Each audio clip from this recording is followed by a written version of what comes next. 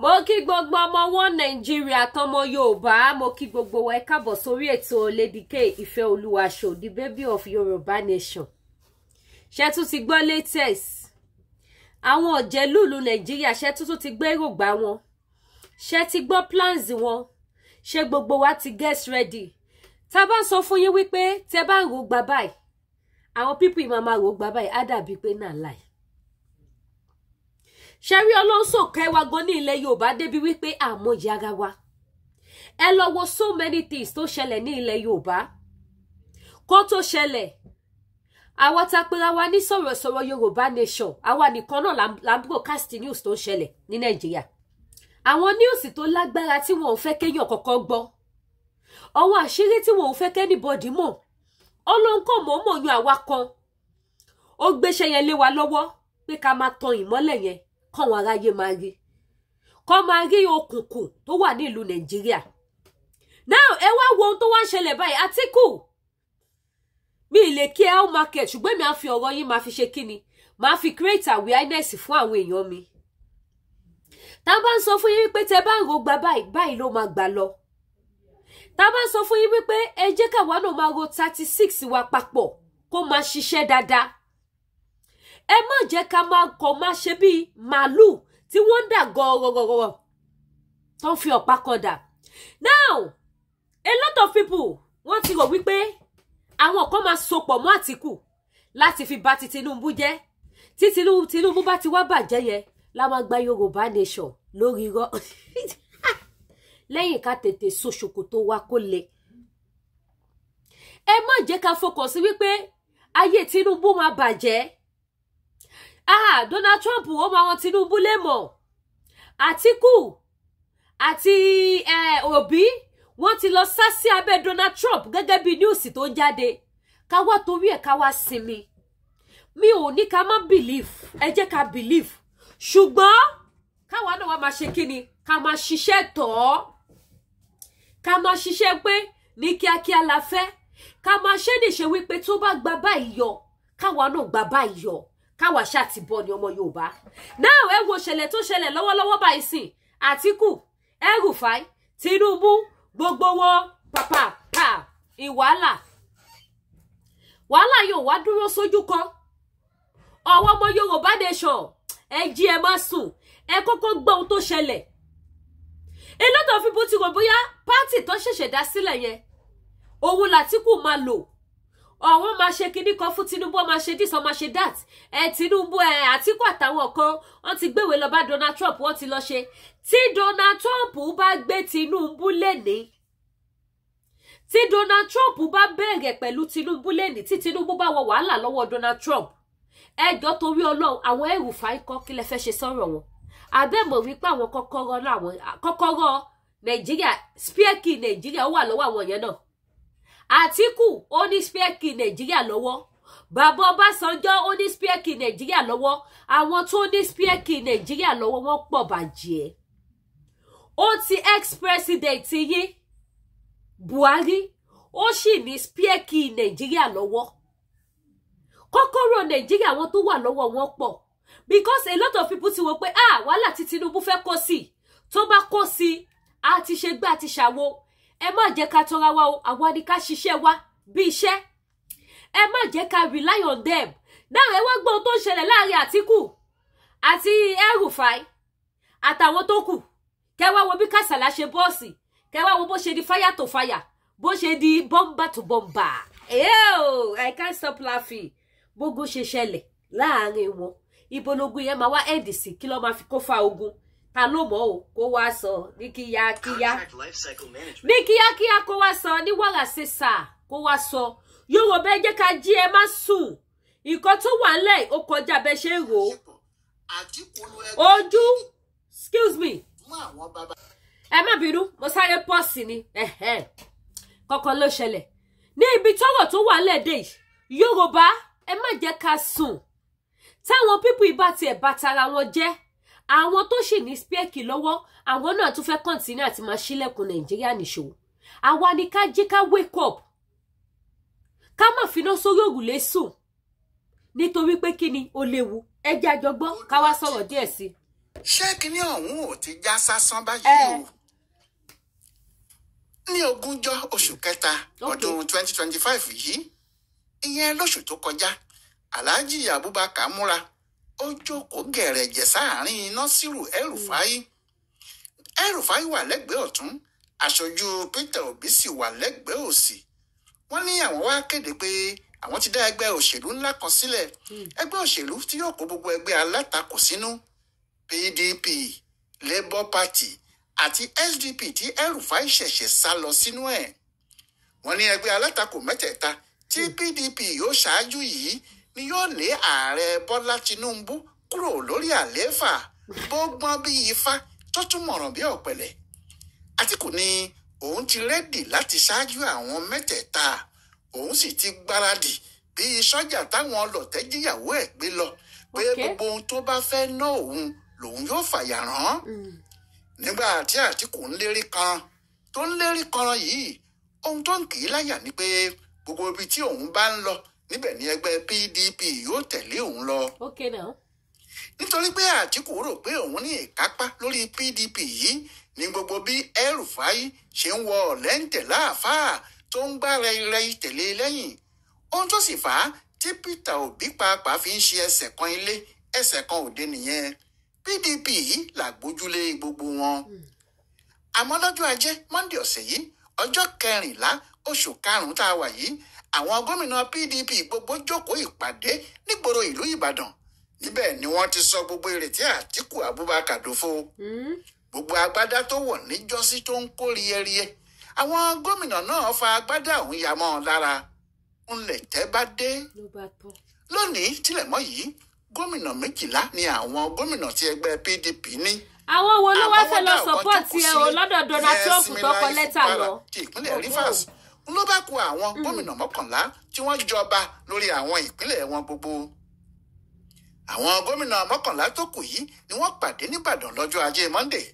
Ibi ìpàdé wọn náà ni wọ́n sì ti pawọ́pọ̀ tí wọ́n gbé Àtíkù gẹ̀gẹ̀gẹ̀ táwọn èèyàn sì rò pé wọ́n ń gbé lọ sórí àga àwọn ọlọ́lá ni.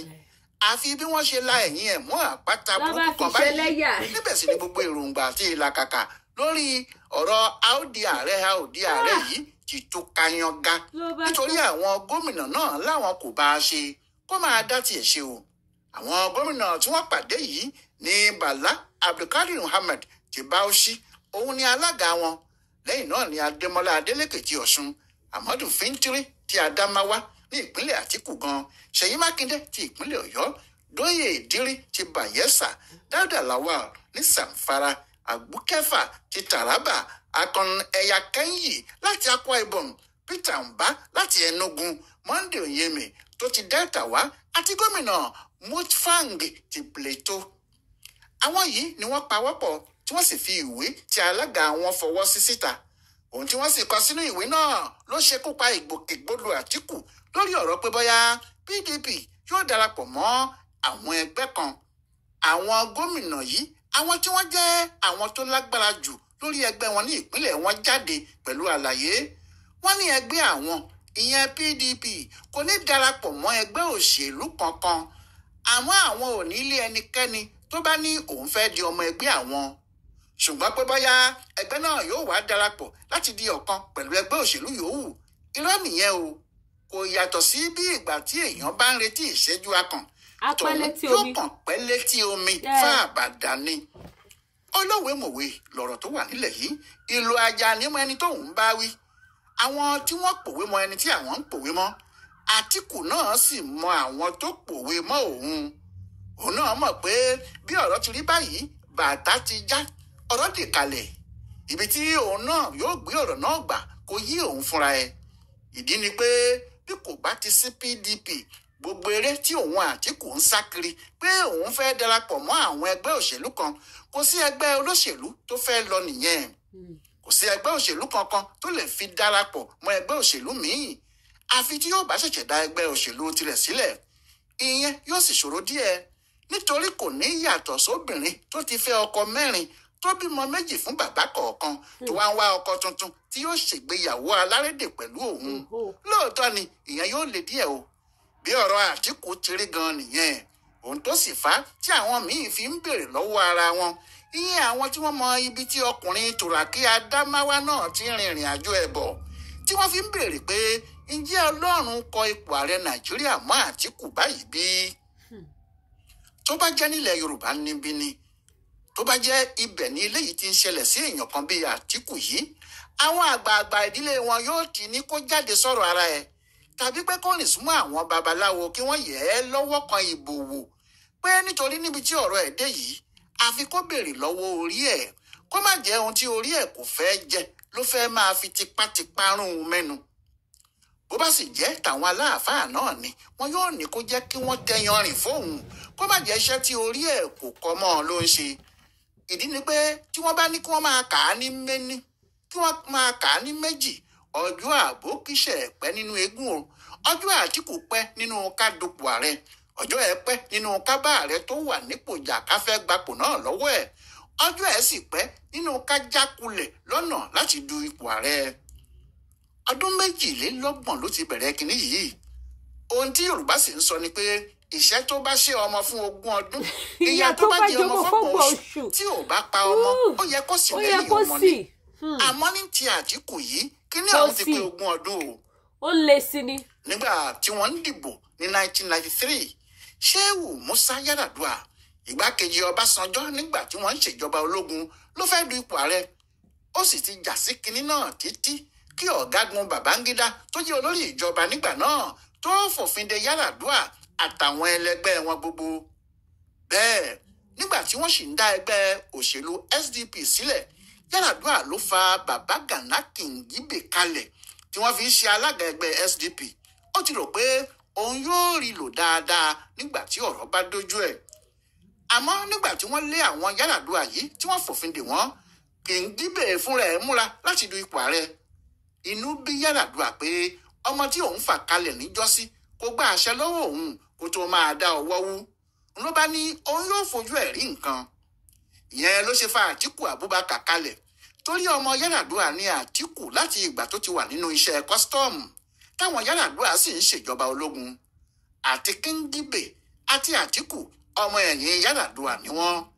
Ní Yar'Adua bá bínú ló fa Àtíkù kalẹ̀ tó ní kó kojú Kingibe pẹ̀lú Abíọ́lá nínú ìbò abẹ́lé SDP ní Jos. Àmọ́ Abíọ́lá lu àwọn méjèèjì papọ̀ ni. Ìgbà yẹn ni ìgbà àkọ́kọ́ tí Àtíkù yóò du ipò ààrẹ Nàìjíríà nínú oṣù kẹta ọdún 1993 ni o. Ọmọ ọdún 57 ni Àtíkù nígbà yẹn. Ní 1999 lẹ́yìn tí àwọn sọ́jà tó gbàjọba ẹ bá wa ṣe ètò torí Ọlọ́run, ẹ bá wa pé wọ́n gbọ́rọ̀ ayé. Àtíkù Abubakar du ipò gómìnà ìpínlẹ̀ Adamawa ó níbi tá a ṣe lọ́bẹ̀. Ṣùgbọ́n Olúṣẹ́gun Ọbásanjọ́ tí wọ́n yàn gẹ́gẹ́ bí ààrẹ ń wá ọ̀kan nínú àwọn ọmọlẹ́yìn Yar'Adua nítorí orí pẹpẹ òṣèlú wọn ló lò láti fi di ààrẹ. Àtíkù sì ní aṣáájú wọn. Torí bẹ́ẹ̀ Àtíkù ló mú gẹ́gẹ́ bí igbákejì ẹ̀. Lòun náà bá mú igbákejì tiẹ̀ náà pé kó máa ṣe gómìnà Adamawa lọ. Àmọ́ kò tí ì pé ọdún 4 tí ìjà fi dé láàrin òun àti Ọbásanjọ́. Tipátipá ni Ọbásanjọ́ sì fi mú un láti ṣe igbákejì ẹ̀ ní sáà kejì. Torí èyí sáà kejì tí wọ́n jọ ṣe burú jáì. Ìjà náà sì pọ̀ débi pé nínú oṣù kọkànlá ọdún 2006 Àtíkù jáde pé òun náà yóò du ipò ààrẹ. Ṣé òun àti Bọ́lá Tinubu ti jọ dá ẹgbẹ́ AC sílẹ̀? Bẹ́ẹ̀ ni Àtíkù kúrò nínú PDP ó sì dupò ààrẹ ní 2007 lórúkọ ẹgbẹ́ AC Action Congress. Àmọ́ ẹni tí òótọ́ ní náà tó ń dènà deni ni Ọbásanjọ́ fi ọ̀rọ̀ náà ṣe. Ajẹ́kún ìyà ni yóò jẹ. Ọbásanjọ́ ṣe Àtíkù pa ó sì rí pé kò wọlé. Umaru Yar'Adua tí í ṣe àbúrò Yar'Adua àkọ́kọ́ ló wọlé. Síbẹ̀ ọ̀rọ̀ náà kò tán nílẹ̀. Àtíkù bẹ̀rẹ̀ ìjà pẹ̀lú Yar'Adua tó wọlé. Ó ń bá a ṣẹjọ́ pé òun ṣàgbọ́dọ̀ gbàjọba lọ́wọ́ ẹ̀. Kò sì rántí pé ọmọ ọ̀gá òun ni. Níbi tí òun àti Tinubu sì ti jọ jà nìyẹn nígbà tó jẹ́ pé ilé tí wọ́n bá fi tọ́ ọmọ ìrìn náà ni yóò padà wó. Bẹ́ẹ̀ ni. Ìjà náà le tí kò yanjú ní Àtíkù fi tún padà sínú PDP nígbàrà tí Yar'Adua kú. Nínú PDP yìí ló ti tún bá Goodluck Jonathan fà á ní 2011 tó sì bá du ipò náà tó ní òun ní kiri náà tó sì jàre. Àmọ́ pẹ̀lú ẹ̀ náà ó tún jábọ́ ní bọ́. Nídìí èyí nígbà tí wọ́n ń palẹ̀ ìbò 2015 mọ́ táwọn Tinubu àti Buhari ní àwọn yóò jọ ṣe àṣepọ̀, Àtíkù lu ẹgbẹ́ PDP fọ́ ó sì lọ bá àwọn Tinubu àti Buhari wọ́n jọ dá APC sílẹ̀ ni. Bí wọ́n ti dá APC sílẹ̀ ní Àtíkù tún jáde pé òun yóò ṣáàdù ipò ààrẹ yìí náà ni. Àmọ́ nígbà tí wọn yóò dìbò abẹ́lé wọn lóṣù kọkànlá 2014 Muhammadu Buhari láwọn èèyàn dìbò fún wọn kò bá Àtíkù ṣe rárá ni. Ńlá Àtíkù bá tún bínú ó padà sínú ẹgbẹ́ PDP ó ní ẹgbẹ́ tí àwọn jọ dá sílẹ̀ ni òun ò sì lè fi sílẹ̀ fẹ́nìkan. Pampers Cruisers 360 kò lè fi sílẹ̀ ló lọ jọyìn APC. Kí ló mú tó fi lọ sọ́dọ̀ àwọn APC? Kẹ́ máa wo àwọn ìkà ọ̀bàyéjẹ́. Kí ló ṣe kínní? Kẹ́ máa wo àwọn ìkà ọ̀bàyéjẹ́ ẹ̀dá, àwọn olè. Ẹjọ́ torí t'Ọlọ́run. Èèyàn tí ò bá tí lówó tí ò tí lọ́lá ló máa fi gbogbo ìgbà tiraka. Ṣùgbọ́n ẹ wo àwọn Nigerian politicians pẹ̀lú bó ṣe lówó bó ṣe lọ́lá tó kí ló tún ṣe. Kí ni wọ́n tún ṣe? Àìmọye àwọn ọmọ. Ẹ jẹ́ ká gbọ́ kíní ìtàn, ẹ jẹ́ àgbọ̀ tán. Kò sí ohun tó tún wá ṣe níbẹ̀ ju pé kí ó tún du ipò ààrẹ lọ. Nítorí bẹ́ẹ̀ gbogbo tó mọ̀ ló ṣe tó fi di pé òun ni ẹgbẹ́ PDP fà kalẹ̀ pé kó du ipò ààrẹ lórúkọ wọn. Nígbà náà ni òun àti Peter Obi jọ sowọ́pọ̀ ní 2019 tí wọ́n du ipò ààrẹ lórúkọ PDP tí wọ́n sì múra láti lé Muhammadu Buhari lọ. Ṣùgbọ́n ìgbà tí wọ́n dìbò náà tán Buhari ló padà wọlé ní Àtíkù bá tún gba ilé ẹjọ́ lọ. Ó sì pẹ́ nílé ẹjọ́ náà títí débi tí àwọn èèyàn ń béèrè pé ṣé kò sí nǹkan míì nídìí ọ̀rọ̀ yìí ni. Nígbẹ̀yìn ó fìdí rẹmi náà ni òun ló bá tún jókòó jẹ́. Lórí ìjókòó yìí ló wà tí Buhari fi fẹ́ lọ ní 2023. Kó tó dìgbà náà ni ètò ìdìbò abẹ́lé lóríṣiríṣi ti bẹ̀rẹ̀ láàrin àwọn ẹgbẹ́ òṣèlú. Àwọn èèyàn sì sọ pé kò yẹ rárá kí Àtíkù tún jáde torí bí Buhari bá lọ ará ìsàlẹ̀ odò Ọya bí kò jẹ́ Yorùbá kó jẹ́ Ìgbò ló tún yẹ kó gbàjọba. Àmọ́ Àtíkù kò gbà o. Ó bá Nyesom Wike jà, ó bá àwọn gómìnà mẹ́rin míì jà, ó sà lóhùn yóò du ipò ààrẹ lórúkọ PDP dandan ni. Àmọ́ òdùpò náà ó dù ú ó sì bá Tinubu ti APC tí wọ́n ti jọ jẹ́ ọ̀rẹ́ tẹ́lẹ̀ fa kínní náà kárakára pẹ̀lú ìnáwó ẹ̀ àti ìmúrasí kínní náà kankankan kó tún wọlé. Tinubu ló wọlé. Eléyìí wá dùn kọjá àfẹnusọ nítorí ó ní kì í ṣe Tinubu ló lè lé òun bẹ́ẹ̀ yẹn. Ló bá bẹ̀rẹ̀ ìjà nílé ẹjọ́ ó sì já ìjà náà títí láti ilẹ̀ yìí dé Amẹ́ríkà.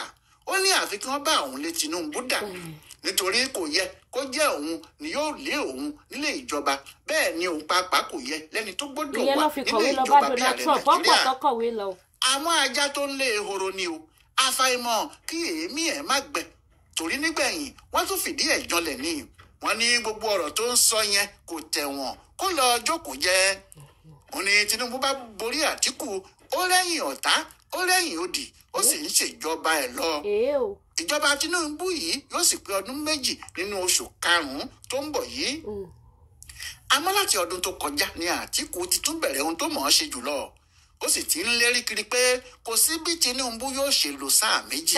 Àwọn gbọ́dọ̀ mọ bí àwọn yóò ti ṣe lè. Sáà kan ìgbọ̀wọ̀ fẹ́ kó lò tán. Ní láti kó gbogbo ẹgbẹ́ alátakò tí wọ́n wà ní Nàìjíríà jọ kí wọ́n sì rí pé àwọn jọ ṣiṣẹ́ pọ̀ kí wọ́n sì lè gbàjọba kúrò lọ́wọ́ Tinubu kí wọ́n sì gbé lé òun Àtíkù lọ́wọ́. Ṣùgbọ́n ètò tó ń ṣe yìí ló forí ṣánpọ́n lọ́jọ́ ajé yìí nígbà tí àwọn gómìnà gbogbo nínú PDP ní àwọn ò ní bá a ṣe sẹ́ẹ̀. Bí àwọn gómìnà kò bá tẹ̀lé Àtíkù kò ní ibì kankan tó fẹ́ lọ nìyẹn. Àjẹ́ pé Àtíkù is cool bí ọ̀rọ̀ bá di ọ̀rọ̀ òṣèlú nìyẹn. Kódà ó ná gbogbo owó tó ti kó jọ tán pátá kò ní rí ìpínlẹ̀ ẹyọkan báyìí mú nítorí àwọn tí wọ́n lágbára lórí ìpínlẹ̀ wọn náà làwọn gómìnà wọn yẹn. Àti pé tí Àtíkù bá fẹ́ di ipò ààrẹ ní 2027 ọmọ ọdún 81 81 years ni yóò jẹ́. Eléyìí sì lè kó ìṣòro bá Nàìjíríà ju oríire lọ. Níbi tí ọ̀rọ̀ dé dúró báyìí nìyẹn ohun tó sì jẹ́ iyàn náà rèé táwọn èèyàn ń jiyàn láàrin ara wọn pé ṣé kìí ṣe pé àwọn ayé ló wà nídìí ọ̀rọ̀ ipò ààrẹ yìí fún Àtíkù Abubakar àbí orí ọkùnrin náà gan ni kìí jẹ ààrẹ ni. Nítòótọ́ ìgbòkègbodò Àtíkù pọ̀ lórí àti di ààrẹ Nàìjíríà yìí o àmọ́ ṣé kìí náà kò ti já sásán báyìí. Ọláyíwọlá alága. ẹ̀yin bàbá ẹ bá wa fọwọ́ gbòòrò ayé. Ọ̀rọ̀ ìgbésí ayé àwọn PDP nìyẹn kò kan ayé.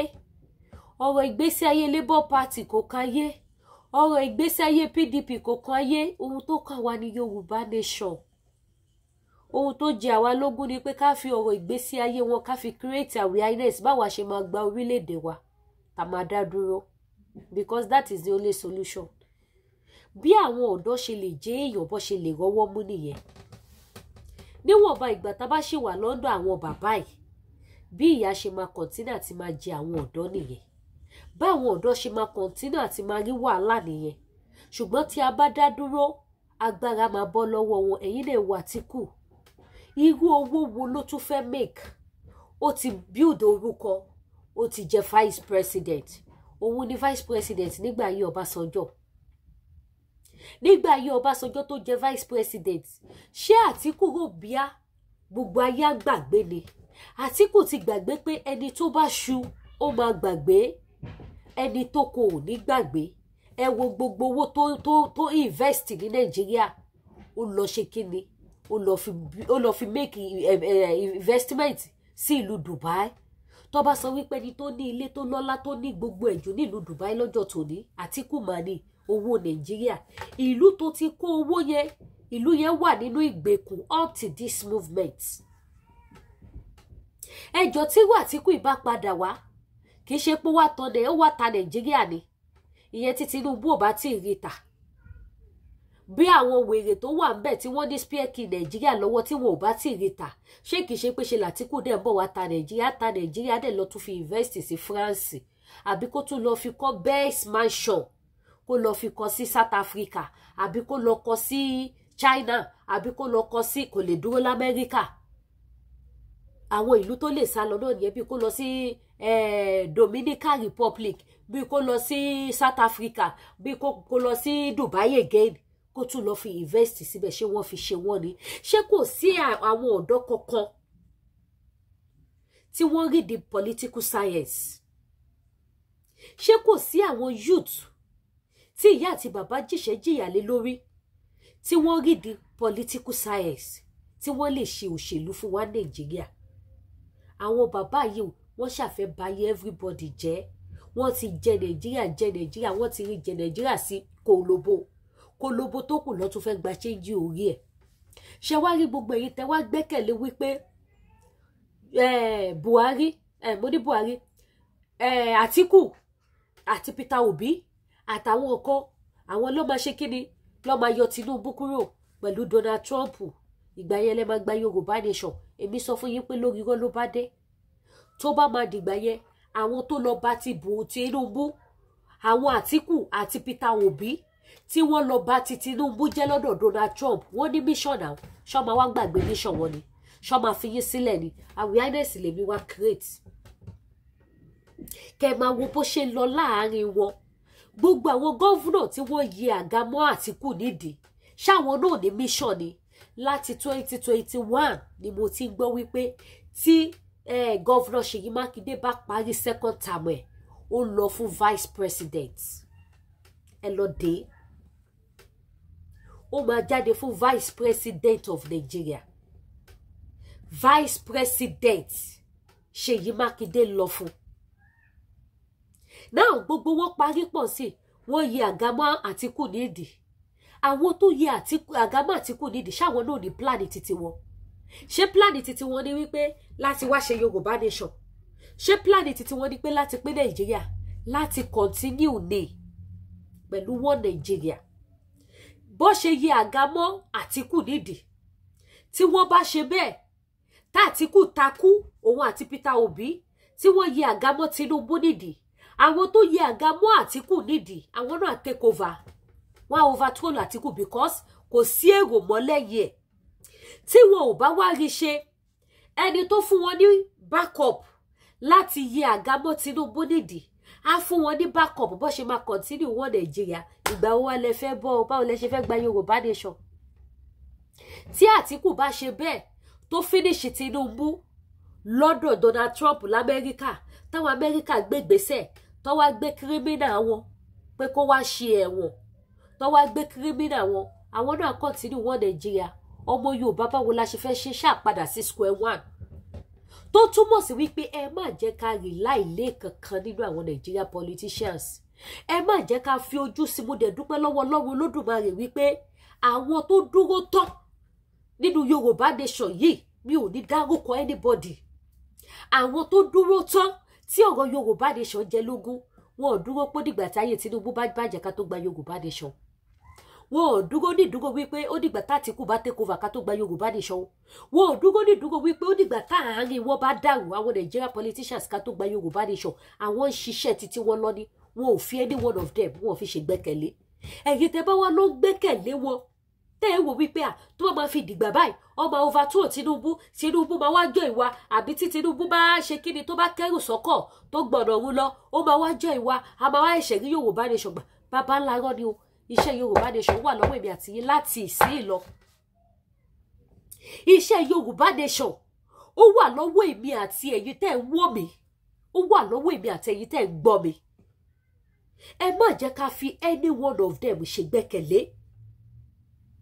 anybody tó bá jáde tó nínú àwọn olóṣèlú Nàìjíríà tó bá tako Tinubu àbí tó wá ìṣubú Tinubu òun náà ní mission títí ẹ o ó ní mission títí ẹ o ẹ má dé gbàgbé ẹ̀yin ọmọ Yorùbá mo fi Elédùmarè bẹ̀yẹn bá mi fọ́ ètò yìí síta ẹ má gbàgbé wípé ẹnu tí ń kun àwọn tapera wa lọ́mọ Yorùbá bó ṣe máa lọ fẹnu tún ṣe iṣẹ́ yẹn nìyẹn o wọ́n nígbà tí Tinubu wà ń bẹ̀ ẹ pariwo Yorùbá nation mọ́ mo gbọ́ lẹ́nu ààrẹ òpè tán náà àwọn náà sọ bẹ́ẹ̀ wípé àtìgbà tí Tinubu ti dé sí iná Yorùbá nation ti kú kò jó tó ti tẹ́lẹ̀ mọ́ wípé ṣé tí Tinubu bá wá kúrò ń bẹ̀ ṣé gbà yẹn lẹ́gbàá lẹ́fẹ́ gba Yorùbá nation wọ́n á nítorí wọ́n overthrow Yorùbá ni nítorí wọ́n lé Yorùbá kúrò ń bẹ̀ nítorí àṣírí Yorùbá tó wà ń bẹ̀ tú pẹ̀lú iṣẹ́ ibi tó ń ṣe òun lẹ́ṣẹ̀ lẹ́fẹ́ gba Yorùbá nation wọ́n lẹ́fẹ́ rọ́gọ́ ni so therefore wọ́n ní kò sọ̀rọ̀ nítorí ìdí èyí ó bẹ́tà kájọ máa kóná mọ́ báyìí kó má sún wa kó má rẹ̀ wá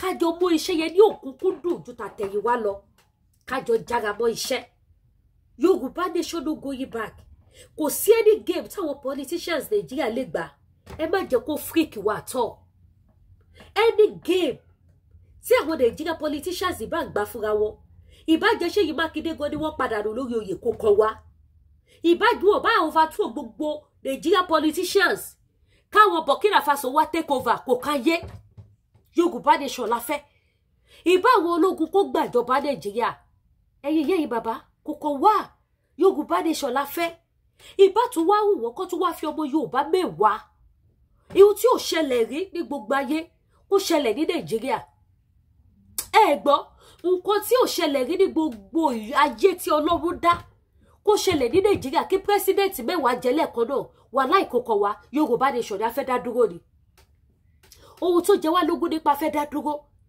ẹ ti jẹ́ ká dá dúró kẹ́ wá wo bí ayé wa ṣe máa lóyin bó ṣe máa ládùn gbogbo nǹkan táwọn àgbàlagbà yẹn rí jẹ ní Nàìjíríà tó rò bí àwọn ń jayé bí ẹni jẹṣu ẹ mọ̀ pé ìyàlẹ̀ ń jẹ owó èpè lẹ̀ ń jẹ ègún lẹ̀ ń jẹ ohun tó dùn mọ́ yín nínú pé wọ́n gbowó wá mò ń gbowó ìjọba mò ń ṣe kinní kan mò ń jẹ ogún Nàìjíríà ègún àtèpè lẹ̀ ń jẹ ìyà ọjọ́ ọ̀la fún àwọn ọmọ yín lẹ̀ ń jẹ owó tí ò ní jẹ ẹ̀gùn lẹ́mìí owó lẹ̀ ń gbà ẹ jẹ́ ká gba Yorùbá nation kẹ́yìn gbogbo àkọ́kọ́ rí láàrin 6 months àtẹ̀yìn ọba àti ìjòyè kẹwàá wo bá yẹ yín ṣe máa mú yes kẹwàá wo bí dùnú ṣe máa ṣubú láyọ̀ fún yín kẹwàá wo bí agogo ayọ̀ ṣe máa gó ní ilé yín ní gbogbo ìgbà ọmọ Yorùbá ẹ jẹ́ ká jí news eléyà spread sí àwọn èèyàn ní ojú ti tàtíkù olúwa ṣe wo ìdánkàsì fire don burst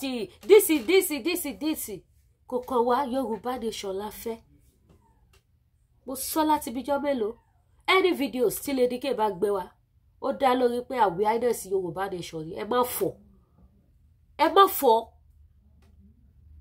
now ẹ̀yin tẹ́ ti gbẹ̀mí lépòkè o àwọn Àtíkù ló fẹ́ báyé Tinubu jẹ́ ayé Àtíkù náà kan ló ti bàjẹ́ lọ díẹ̀díẹ̀ ṣé ẹ̀yẹ ò ti fíro báyìí láàárín gbogbo ayé níbi tó ti pera wọn jọ wá ṣe ìpàdé àbòsí wọ́n dẹ̀ yí àgámọ́ lẹ́sẹ̀ ibi tó yẹ kó wà kó síbẹ̀ Ṣèyí Mákindé is among them gbogbo àwọn gọ́vùnà yẹn ṣàgbọ́n tó dárúkọ wọn gbogbo wọn yí àgábọ nídìí ṣáwọn ta fẹ́ gbẹ̀mí lé nìyẹn Yorùbá nation no going back àdìsọ jù bẹ́ẹ̀ lọ Lady K Ìfẹ́olúwaṣọ the baby of Yorùbá nation òun lórúkọ ti tèmi ẹ tún bá wa fọ ilé ìsìta mo fọlọ́dùmarè bẹ̀yìn àdí ṣubú sọ́nà bí èéfín àdí kú sọ́nà bí èéfín jàre sọ́rì àdí kú sọ́nà bí èéfín àdí ṣubú fọ̀tayọ̀ ní àṣẹ àwọn onílẹ̀ àwa máa gba Yorùbá nation amadélẹ̀ ìlérí wa lágbára Ọlọ́run eku áké bí eku ẹyẹ áké bí ẹyẹ fún wa nílẹ̀ Yorùbá láṣẹ Èdùmàrè náà ẹ má gbàgbé gbogbo ẹ̀yin màmá bàbá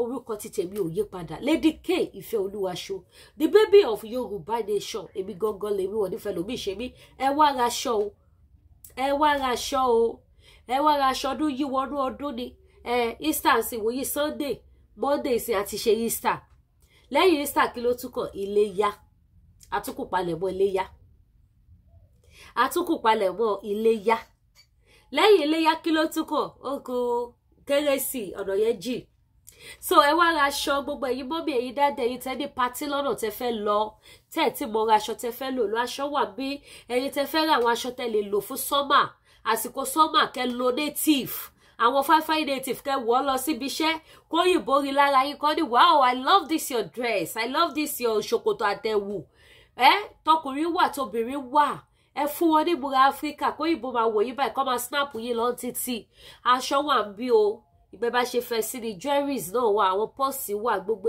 ẹ̀ wà available bákan náà product iléeṣẹ́ tí ẹ natural bá àrí product kankan fi polówó mọ́ gbogbo ìta fi polówó tá à ń display wọ́n ti rà wọ́n lọ iléeṣẹ́ tí ẹ lòdẹ̀ tí ráyè àti bá mi sẹ́ǹdì mi so gbogbo ẹ̀yin tẹ́ bá fẹ́ ra product wọn ẹ ké sí mi kí n fún yín phone number wọn gbogbo ẹ̀yin tẹ́ ní diabetes ẹ̀yin tí nǹkan ọmọkùnrin yín kéré jọjọ́ orí yín lọ ẹ̀yin tẹ́ lè ṣe dáadáa ọjọ́ ti lọ fà ẹ̀yin tẹ́ lè ṣe dáadáa tó jẹ́ wípé wọ́n rà àdìlẹ́ máa ṣe ẹ̀ lè go further ẹ pè mí kí n fún yín phone number iléeṣẹ́ TL Natural Herbal gbogbo ẹ̀yin tẹ́ nídìí àgbòjẹ̀dí olómi àgúnmu gbogbo ẹ̀ bẹ́ẹ̀ ẹ pè mí kí n fún yín phone number wọn bákan náà gbogbo ẹ̀yin tẹ́ bá wá nídìí spiritual items láti ọ̀dọ̀ Lady K Ìfẹ́olúwaṣọ ṣọ́ọ̀ṣẹ̀ ṣẹ́gun lẹ́fẹ́ àbọ̀ṣẹ̀ àánú àbí awẹ́bíwẹ́ ìpè àbí ọṣẹ back to sender àbí òróró back to sender àbí òróró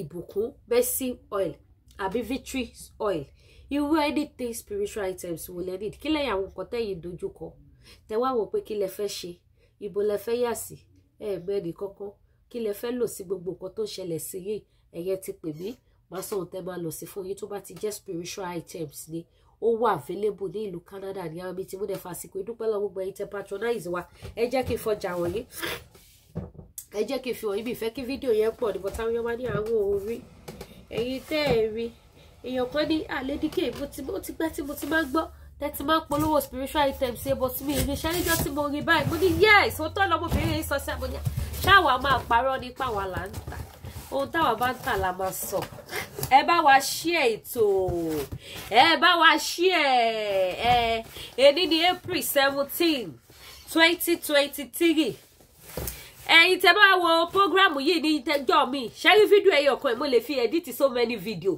so ìjọ́ tẹ̀yin bá máa wo ó lè bá jẹ́ program tèmi nìkan báyìí lè máa wọ́n bẹ́ẹ̀ tí máa gbé fídíò ẹlòmíì sórí ẹ̀ tẹ́ máa wọ́n pé Lady K sọ déètì pé April 17 kẹ́ lè mọ̀ pé April 17 mo ti ṣe fídíò ẹ̀ mo lè fi edit fídíò wọ April 20 kí n máa lo fídíò ẹyọ kan fi edit so bó ṣe jẹ́ nìyẹn now pẹ́ẹ̀fù ni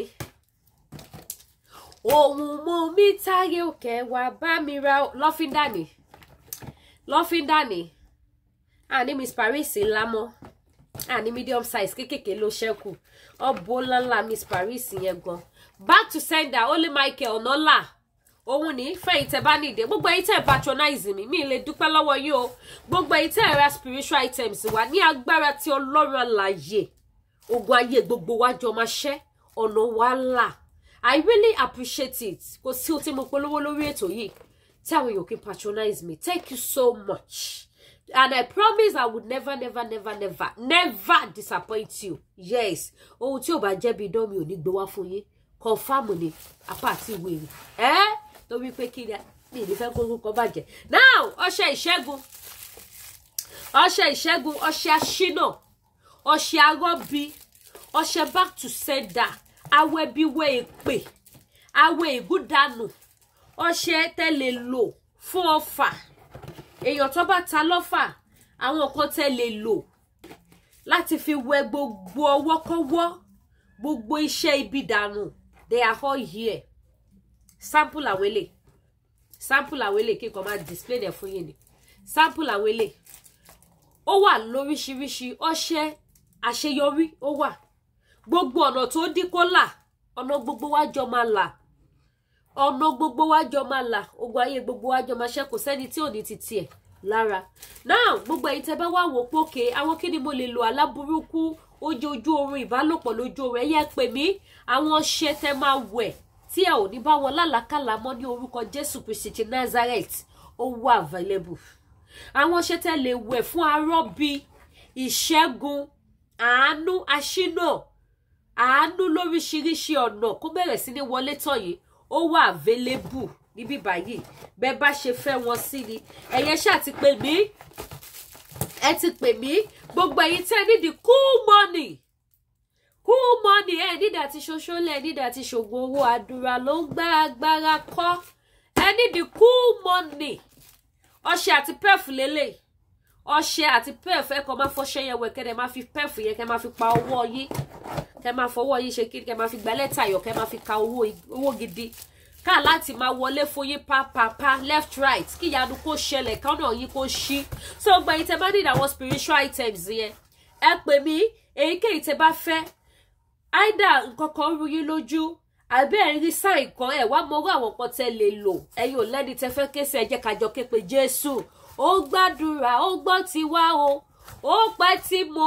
ti mọ̀ pé ó gbàdúrà yes Jésù gbàdúrà àwa là sí bàbá bíi tàtijọ́ Ọlọ́run Mósè Orímọládé Ọmọtúmọ̀láṣe ó wà bẹ́ẹ̀ ó gbàdúrà Ọlọ́run Ayọ̀délé Babalọ́lá ó gbàdúrà Ọlọ́run Samuel Bíléwò Ọ̀ṣọ́fà ó gbàdúrà Ọlọ́run àìlè yípadà ó gbàdúrà tí a bá lè pè é ó máa dá wa lóhùn Ọlọ́run wa kì í ṣe Ọlọ́run òkú bẹ́ẹ̀ ni alààyè ni ó ń gbọ́ títí wa ọba tá ò rí tá a rí iṣẹ́ ọwọ́ rẹ̀ òṣùbà rere o bẹ́ẹ̀ ni so gbogbo ẹ̀yin tẹ́ bá ní the spiritual item ní orúkọ tí bàbá tọmọ tí ẹ̀mí mímọ́ ò ẹ pè Lady K Ìfẹ́ Olúwa show bẹ́ẹ̀ ni gbogbo wa pátápátá la máa jẹ́rìí sí agbára Ọlọ́run la máa rí ìyanu Ọlọ́run mi ò ọjọ́ púpọ̀ mi ò fi léyàn kiri Lady K mo fẹ́ nǹkan báyìí tẹ́ bá ti pè padà mi ní pé yìí that is me mi ní pé o ẹni tí kinní ò bá dá lójú tó ṣàtàgbà rògùdù tó wẹ́n tó máa gbé sí lọ́wọ́ yóò mọ̀ fi fóònù léyàn kiri I don't do it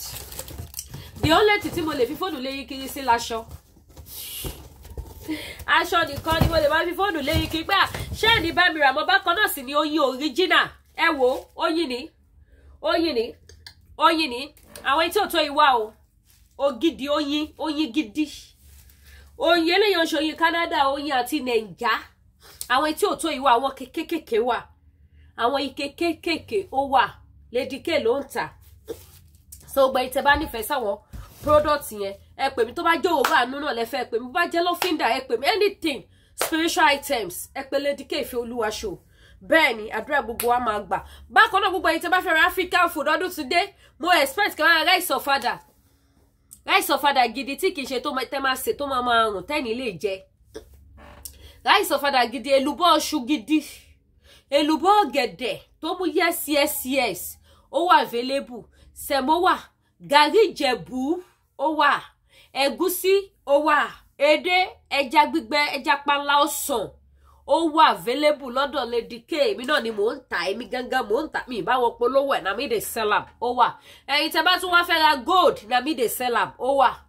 ẹ̀yin lọ sórí page mi ẹ lọ choose tẹ́ bá fẹ́ mẹ́ ẹ send ẹ̀ sí mi bẹ́ẹ̀ ni 80 carat gold ó wà available yìí tẹ́ bá ti fẹ́ ni Ọlọ́run ò ní fi gbogbo wa sílẹ̀ àjọríta jẹ́ṣe Jésù Olúwa wa àmín Àtíkù pẹ̀lẹ́ tiẹ̀ gbogbo yín pátápátá ẹ̀fún á fún yín gbogbo ẹ̀yin olóṣèlú Nàìjíríà tẹ́ ń jẹ ìran Yorùbá níyà ẹ̀fún á fún gbogbo yín ìdí á dìyìn ẹ fún ara yín para yín ẹ máa ṣe kí ni mo pè ẹ máa fún ara yín báyìí ẹ máa para yín ẹ máa fún ara yín fúnra yín lé ìwọ jẹ gbogbo ẹ̀yin ọba yín jẹ́ tẹ́ dorílẹ̀-èdè Nàìjíríà mú tẹ́ ń fìyà jẹ kúkúrú tẹ́ ń fìyà jẹ gúngùn tẹ́ ń fìyà jẹ àwọn ọmọ Yorùbá tí ẹ̀ ń jẹ́ kí àwọn èèyàn bímọ kán má jèrè ọmọ gbogbo yín pátápátá ẹ̀san ake lórí yín. Mẹ́wàá ń ṣẹlẹ̀ ní ìlú Nàìjíríà, mẹ́wàá ń ṣẹlẹ̀, àwọn tó kàn ló mọ̀. Ẹ wo ìṣẹ̀lẹ̀ tó ṣẹlẹ̀ tí wọ́n gbé owó àwọn èèyàn sá lọ. Mo sì máa wá ṣe ṣó lórí ẹ̀. Ìjọba ní káwọn èèyàn bù so. Nigeria government, ẹyẹ yàn, ẹ jẹ́ sáré já wa sí kinní. Ẹ bá mi ṣí ètò yìí. Nigeria government ní kó bù so. Ṣe sọ reason fún yín. Mo sì máa wá ṣe program lórí ẹ̀ o. Ìsíráyè ni. Ẹ rí pé mi ò fi bẹ́ẹ̀ ṣe live program mọ́. Ẹ̀kọ̀ọ̀kan ni. Lè jẹ́ kan 2 weeks àbẹ́ẹ̀kan lọ́sẹ̀ kan. Ìdí tí mo ṣe ní Nigeria government ní kó bù so ni. Àwọn people yẹn ní ilé iṣẹ́ tó pọ̀, ọ́fíìsì tó pọ̀ sí Nàìjíríà. Ṣé wọn ò rẹ́gísítà lọ́dọ̀ ìjọba? Ṣé ó possible kí wọ́n ní ọ́fíìsì tó pọ̀? Ẹ lọ wo head office wọn ní Ìbàdàn, odidi building ní ńlá tó dẹ̀ gbé kinní sí gbàgàdà. Ẹ lọ sí ọ́fíìsì wọn. Mo ti rẹ́ni tó ti gbé fídíò síta. Ìgbà tó lọ síbẹ̀, ó kù 2 days tí kinní yẹn máa ṣẹlẹ̀. Ẹni yẹn lọ síbẹ̀ nǹkan tó jẹ́ kóun náà kówó sí nìyẹn. Ó rí certificate àwọn EFCC. Ó rí certificate ìjọba tó fi register. Káàtì wá sọ wípé wọ́n wá operate láì jẹ́ kí ìjọba mọ̀. Tọ́kílẹ̀ sí pé kò possible. Kíní yẹn kúrò ní nǹkan kékeré tí wọ́n lè ṣe kí ìjọba Nàìjíríà má mọ̀ sí. But ohun táwọn kí ẹ̀ fún ni táàkì tó máa gbà lọ́wọ́ wọn. Táàkì tó ń gbà níjọba wà after. Tí ìjọba bá ṣiṣẹ́ wọn bí iṣẹ́ wọn mọ̀ pé 419 làwọn people yẹn. Àwọn tó bá fẹ́ ṣe business ò lè sí. Wọn ò ní country míì tó ń gbé lọ jù lú Nàìjíríà lọ tó wọ́n mọ̀ pé àwọn ìjọba bẹ̀ ò lè ní wọ́n. Wọ́n ń jarálù lólè, àwọn náà dẹ̀ fẹ́ support wọn láti jarálù lólè. Nigeria government máa wá pariwo lé yín lórí zẹ́ẹ̀tì. Èmi ò lówó bẹ́ẹ̀ o. Kádẹ̀ ni mo gbọ́ pa kinní yẹn ni mi kò bá lówó bẹ́ẹ̀ because mo like investment. Ìgbà tó ṣẹlẹ̀ tó mo ẹ̀ṣẹ̀ gbọ́ pé kinní kan jẹ́ CBS àbí kí ló ti pè. Mi ò gbọ́ rí. Má sọ fún yín pé mi ò wá tí ò sọnù kiri lórí internet. Mi ò wá kiri. Mi ò gbọ́ rí lọ́tọ̀ tìgbà tó ṣẹlẹ̀ ni mo gbọ́ pé kinní kan CBS mo ẹ̀ṣẹ̀ bẹ́ẹ̀ pé ẹgbẹ́ àwọn tó ní CBS lọ́nírú àwọn MML gbà yẹn mo ní MML náà mi ò dá Ọlọ́run ò jẹ́ lárí mọ́. Ìyẹn náà lanà tán ni mo gbọ́. Gbogbo wọn máa ń lanà tán ni mo tó máa ń gbọ́ pé kinní kan ṣẹlẹ̀ ń lù. Pé kankan ṣẹlẹ̀ ń lù. Wọ́n ti mọ̀ pé Nigeria government fún àwọn olè ni wọ́n. Lọ́ṣẹ̀ wá lu opportunity yẹn láti fi yára lu wọn lólè. Kọ́ ó di Nigeria politicians, Nigeria government, kọ́ ó di wọn responsible gbogbo àwọn tó lówó yẹn. Kí wọ́n ó di Nigeria government responsible. Kí Nigeria government kọ́ wá registration yẹn jáde. Àwọn EFCC kọ́ wá registration yẹn jáde. Kọ́ wá owó àwọn èèyàn jáde. $1.3 trillion. Kì í ṣe owó kékeré. Kì í ṣe owó kékeré. Ó ní 30 million, ó ní 20 million, ó ní 100 million. Ẹlòmíì ní $30,000. Ẹlòmíì gbogbo owó tó ní lájí ẹ̀. Ẹlòmíì ta lé ó ta mọ́tò àwọn èèyàn wá sunkún kiri lórí TikTok. Wọ́n ti báyé àwọn èèyàn jẹ́. Mo rí ẹni tó jẹ́ pé owó tó fẹ́ fi ṣí ṣọ́ọ̀bù ní Amẹ́ríkà ló lọ fi invest sí kíní orí TikTok mo ti rí. Woman yẹn ké bí ọmọdé ni. Pé bo lòun ti fẹ́ bẹ̀rẹ̀. Ṣé wọ́n lè gbérù kan bẹ́ẹ̀ yẹn wọlé sí Amẹ́ríkà kọ́ lù wọ́n jìbìtì? Amẹ́ríkà gọ́ọ̀mẹ̀ntì máa sanwó yẹn. Gbogbo àwọn tó lù ní jìbìtì kí Nigeria government pay wọn. Because wọ́n mọ̀ ní pé ó lè ní Nigeria government. Ẹ bá mi kọ́ tààrí ẹ bá mi jù síta. Ó lè ní wọ́n. Ẹ wo last month kí ni Nigeria government sọ fún yín? Ọlọ́mà blọ́ọ̀kù TikTok láti máa ṣiṣẹ́ ní Nigeria. Gbogbo yóò já sí, ebi gò já sí. Lọ́tọ̀ tìgbà tẹ́ mo ṣẹ̀ṣẹ̀ wá ṣe kíni tí mo ṣẹ̀ṣẹ̀ wá gẹ́ẹ̀tì kóòdù yẹn. Wọ́n mọ̀ wípé bá ṣe pariwo kò sówó Nàìjíríà kò sówó Nàìjíríà àwọn èèyàn make sure pé wọ́n wá owó dátà wọ́n ṣe program lórí TikTok. Tó bá wá country tó lo TikTok jù Nigeria is number 1. Tí Nigeria bá mú number 1 Nigeria máa mú number 2. Gbogbo àwọn YouTube gbogbo àwọn tí ò ní iṣẹ́ gbogbo àwọn mẹ́rin jùmọ̀ àtàwọn tó ń tajà nínú ilé ẹlòmíì TikTok ló sọ dẹni tó ní business tó wò pé òun náà máa tajà lórí TikTok. Wọ́n mọye owó tí TikTok ń generate lára àwọn èèyàn ní Nigeria. TikTok kò dẹ̀ sọ tax fún Nigeria government kò sọ anything. Òun ni wọ́n ṣe gbé news yẹn síta. Ẹ gbogbo news yẹn Punch gbé àwọn newspaper ńláńlá gbé àwọn Punch newspaper ńláńlá wọ́n ní gbé pé wọ́n kidnap èèyàn. wọn ò ní pé Nigeria government wọ́n lọ wọlé mọ́ àwọn èèyàn lórí lójijì wọ́n sanwó sí wòwò wọ́n sanwó dá láì ní kankan ìwé tí Ṣèyí Mákindé ṣe fún wọn nìbàdàn lọ́wọ́lọ́wọ́ sí ìjẹ́ ẹ̀gbọ́n lójoojúmọ́ kí news àárọ̀ gbé kí tọ̀sán gbé kí talẹ́ gbé àwọn tí Ṣèyí Mákindé lọ wọlé lé lórí tó wó ṣọ́ọ̀bù mọ́ lórí ibo ló ti fẹ́ kọ́ bẹ̀rẹ̀ ṣé ó ti kọ́ ọjà míì fún wọn ẹ̀yin ọmọ Nàìjíríà a sọ fún yín pé Nàìjíríà ti tán ẹ má jókòó ti rọbọ rébí orí social media bá ṣe máa bọ́ lóko ẹrú ní kẹjẹ́ ká ṣiṣẹ́ lé lórí ní kẹjẹ́ ká ṣiṣẹ́ lé lórí ẹ bá mi fọ́ ètò ìsíta òun ló yẹ ká ṣiṣẹ́ lé lórí now ọlọ́mọ blọ́ọ̀kù TikTok tó bá ti dọ̀dí 8 kò ní ṣiṣẹ́ mọ́ Nàìjíríà ìjẹ́gbọ́n kọ̀ọ̀kan mọ́ ẹni tó ní ilé iṣẹ́ TikTok ti ṣe kíni ó ti gbá wọn láago wọ́n ti sẹ́tù ara wọn ó ti gba ohun tó fẹ́ gbà wọ́n ti ṣe kíni mo pé wọ́n ti gba ohun tó fẹ́ gbà kò dẹ̀ kàn wọ́n mọ́ wọn ò sọ anything mọ́ lórí ẹ̀ tí gọ́ọ̀mẹ̀ntì Nàìjíríà bá mọ bó ṣe lè gba 10 naira lọ́wọ́ èmi Lady K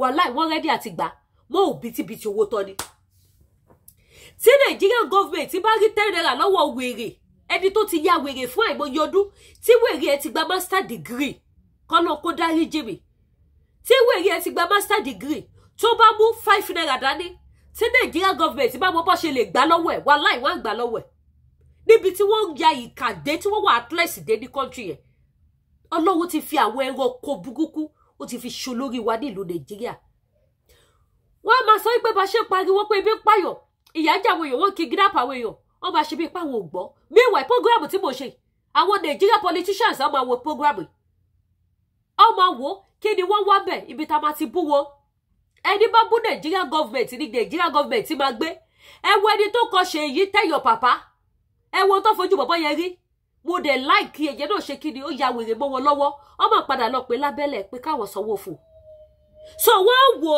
èèyàn kọ orin tẹ̀yọ̀ pàpá ṣe èyí tẹ̀yọ̀ pàpá country inside kò pé 24 hours wọ́n locate ẹ̀ wọ́n wakọ̀ wọ́n bẹ̀rẹ̀ sí ní fínà mọ́ ẹ wá wo àwọn tó ń pariwo ebi ń pa wá láti joy tí ò ṣọ̀rọ̀ ọdún kan Nigerian government ṣe bí páwọn ò gbọ́ bíwà wọ́n gbọ́ gbogbo tó lọ lórí social media ni wọ́n rí gbogbo tá à ń ṣe ìpógrámù mi yìí wọ́n wò bẹ́ẹ̀ lómi bá níjọba owó prógrámù tòun èmi Olúwakẹ́mi Àyọ̀ká mo sọ fún yín pé owó prógrámù ti tèmi àwọn Nigerian force ń wo prógrámù mi àwọn gọ́fúnà Nàìjíríà wo prógrámù mi wọ́n wo prógrámù mi kì í ṣe tẹnu àtọ́bà àti ìjòyè wọ́n wo prógrámù mi màá rí sí fúkọ́ mi bá gbọ́ bá máa introduce ara wọn lọ introduce ara wọn bọ̀ ajẹ́látà Àbújá èpè ni mo máa ń gbọ́ wọn ṣe pé ṣe ìṣí èrè kí tún ní Nàìjíríà gọ́ọ̀mẹ̀ntì tó fẹ́ ṣe fún mi tó fẹ́ ju ìtẹ̀ṣe fún mi ní July 1st lọ ohun tó mú mi tẹ̀ṣe fún mi July 1st tí mi ò dákẹ́ kò sí ohun tí mo fẹ́ fi bẹ̀rù yín wọ́n máa rẹ́rìn sí mi létí gbẹ̀yìn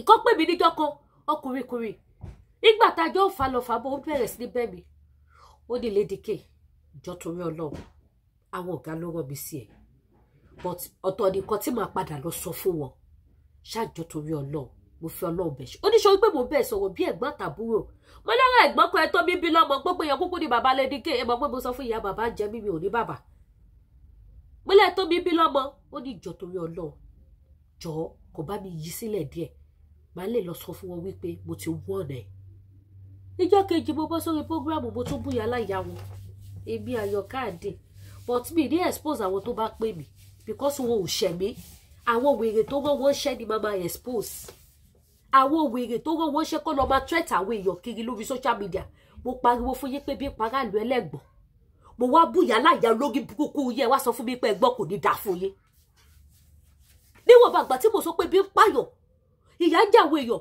wọ́n kidnap àwọn èèyàn tẹ sọ fún mi pé ẹ̀gbọ́n gbogbo yẹn tẹ wá sọ pé tí mo fi bú pírẹsidẹ́ǹtì tó máa kú tèmi tọ́la ìyẹn lẹ gbọ́ kẹ wá sọ fún mi pé tí mo fi búyà kan lẹ gbọ́ kò ní dá fún gbogbo yín papọ̀ mo tún kó yín pọ̀ Nigeria government ó lè ní wọ́n sọ gbogbo àwọn tí wọ́n gbé owó wọn sá lọ ẹ lọ dé Nigeria government mú kọ́ gbé owó yín síta fún yín ẹ lọ sórí TikTok mo dé ní òkú àwọn èèyàn ẹ lò mí báyìí fúnra rẹ̀ ló gbóògùn jẹ lórí TikTok ìlú ti ṣẹlẹ̀ wọ́n bá yé àwọn èèyàn jẹ́ gbogbo àwọn celebrity yẹn wọ́n invest sí àwọn upcoming artists wọ́n invest sí àwọn ọmọ kéékèèké tó ti gàrí táwọn kọ́bọ̀ lórí TikTok wọ́n invest sínú kinní wọ́n kówó wọn lọ wọ́n kó lọ ẹ wá lè fẹ́ fi Nigeria government sílẹ̀ ṣé ló yẹ kí gbogbo yé tí wọ́n kinní yẹn ṣẹlẹ̀ sí kẹ́ jáde kẹ́ ṣe protest Nigeria government gbọ́dọ̀ gba owó yín jídá síta kò sí bí yóò ṣe máa wá ṣe business ní country tí federal government ò ní mọ̀ sí.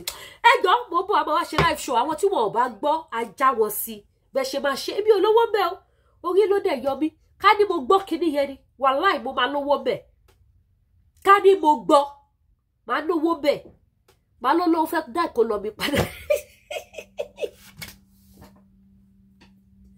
bí òjò 100,000 bójú wo kọ́ mo lé lẹ́tà tí mo fi taṣọ mi bá kó sí tèmi bá wà bá mi lójú pa wàláì máa fò ní Nàìjíríà mi ò ní wọ pléènì tí màá fi dé ìjà ọ̀rọ̀ burúkú tó tẹ̀ mi ò ní wọ pléènì tí màá fi dé ìjà